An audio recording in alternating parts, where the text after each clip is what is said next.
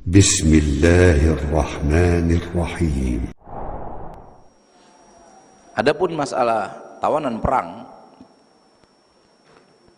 setelah kaum muslimin mengalahkan orang-orang Quraisy dengan izin Allah dan dengan pertolongan malaikat, maka ada 70 orang tawanan Quraisy. Rasulullah SAW mengambil pendapat para sahabat, dan yang berbicara mewakili para sahabat Abu Bakar dan Umar. Abu Bakar menyarankan untuk terima tebusan, dan Umar bin Khattab menyarankan untuk penggal leher, ditebas leher mereka, dibunuh. 70 tersebut semua mereka dipenggal lehernya. Ini pendapat Umar. Dan ini adalah musyawarah asyura yang diperintahkan Allah, dilakukan oleh Nabi SAW bersama para sahabat. Gerangan apa? Karena kedua-duanya boleh waktu itu. Menebas leher orang-orang kufar dan mereka adalah dedengkot kekufuran, boleh.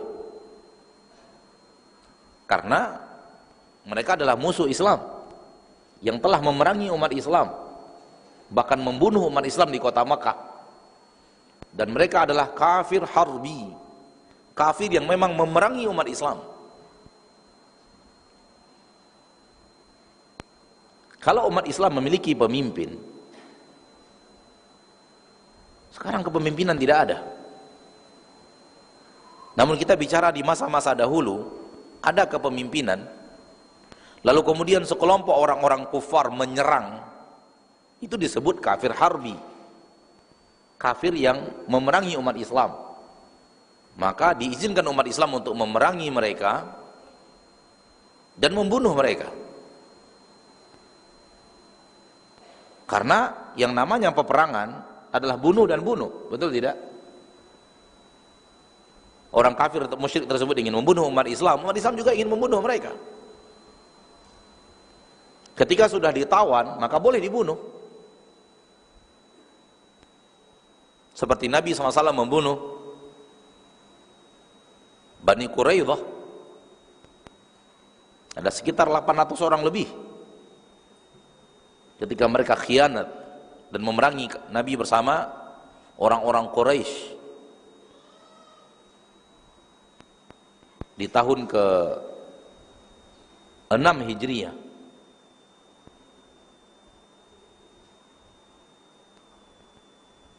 Maka diizinkan untuk membunuh tawanan perang, sebagaimana pada waktu itu diizinkan juga untuk terima tebusan. Oleh karena itu ayat yang telah kita bacakan tadi, laula kitabun minallahi sabaq, kalaulah bukan kitab yang sudah turun sebelumnya, sudah ada kitab sebelumnya, sudah ada keterangan boleh menerima tebusan sebelumnya. Itu artinya sudah ada ayat sebelumnya kebolehan menerima tebusan, dan ayat itu ada pada surat Muhammad. Ayat tersebut ada pada surat Muhammad. Allah tabaraka wa ta'ala berfirman, ayat yang keempat, fa idza laqitumul ladina kafaru fa darbar riqab hatta idza athkhantumuhum fashuddul wathaq fa imma mannan ba'du wa imma fidaa. Apabila kamu bertemu dengan orang-orang kafir di medan perang, maka tebaslah batang leher mereka. Selanjutnya apabila kamu telah berhasil mengalahkan mereka, tawanlah mereka. Setelah itu boleh kamu bebaskan mereka atau kamu menerima tebusan. Jadi sudah ada ayat sebelumnya turun membolehkan untuk terima tebusan. Dan itu yang dijadikan sudut pandang oleh Abu Bakar. Sementara Umar mengambil sudut pandang untuk menebas leher mereka.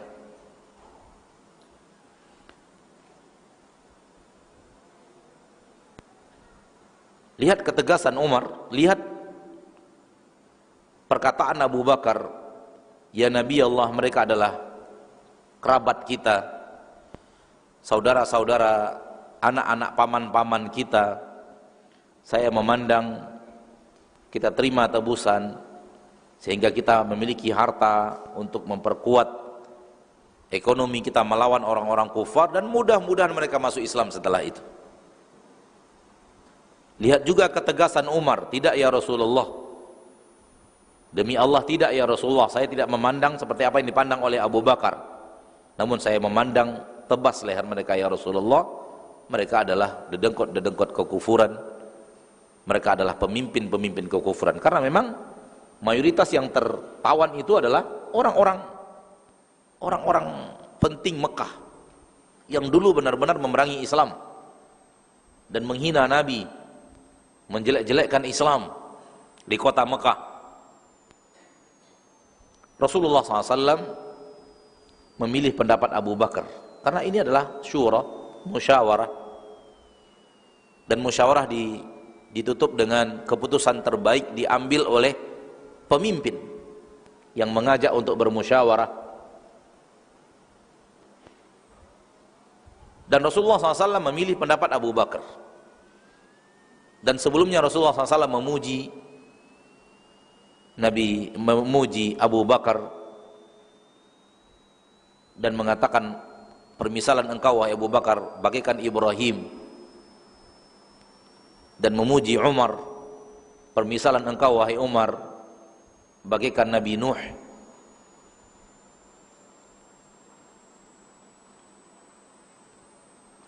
Nabi Ibrahim punya kelemah lembutan dan Nabi Nuh punya ketegasan. Nabi Nuh mengatakan di dalam doanya kepada Allah, Rabbi la tadar 'alal ardi minal kafirina dayyara. Wahai Rabbku, jangan sisakan satu pun orang kafir ada di permukaan bumi. Nabi Ibrahim penuh dengan kelemah lembutan. Dan ini Nabi Abu Bakar dikatakan Nabi engkau bagaikan Ibrahim, dan engkau wahai Abu Bakar permisalanmu bagaikan Nuh. Pujian kepada mereka berdua, para sahabat Nabi SAW, masing-masing memiliki sifat yang dicintai Allah, yang satu penuh dengan ketegasan, yang satu penuh dengan kelemah lembutan dan kasih sayang.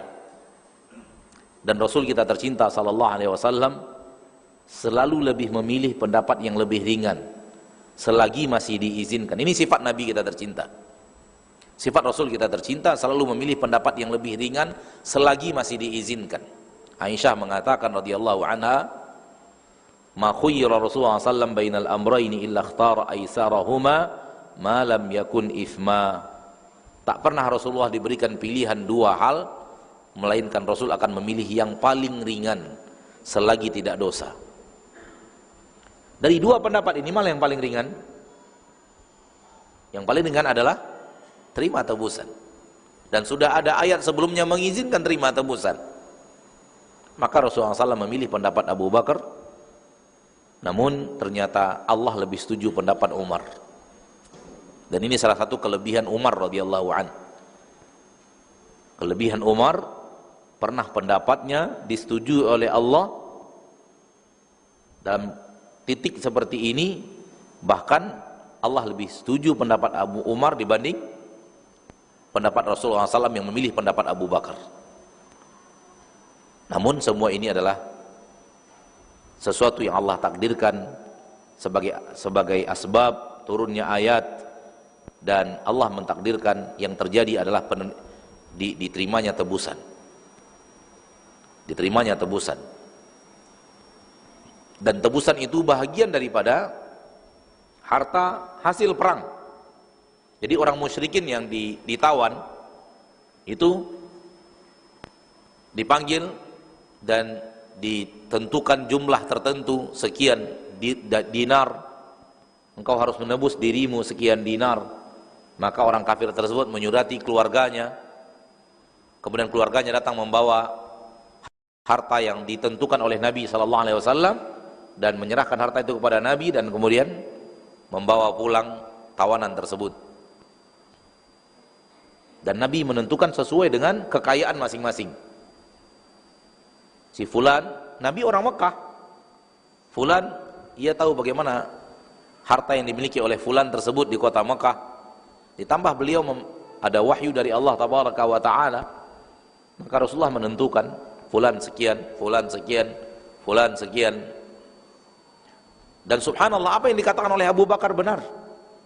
Ternyata dari tawanan-tawanan perang itu ada yang masuk Islam setelahnya. Tidak semua mereka wafat di atas kekufuran. Salah satu di antaranya adalah abang daripada Khalid bin Walid. Abang daripada Khalid bin Walid bernama Walid. Nama abangnya senama dengan nama ayahnya, Walid, Walid bin Mughirah, abang daripada Khalid bin Walid. Tawanan perang ditebus oleh Khalid bin Walid, dan Khalid bin Walid ketika itu masih di atas agama Quraisy, dan setelah ditebus masuk Islam. Dan salah satu di antaranya adalah Suhail bin Amr. Suhail bin Amr, tawanan perang yang setelah ditebus oleh keluarganya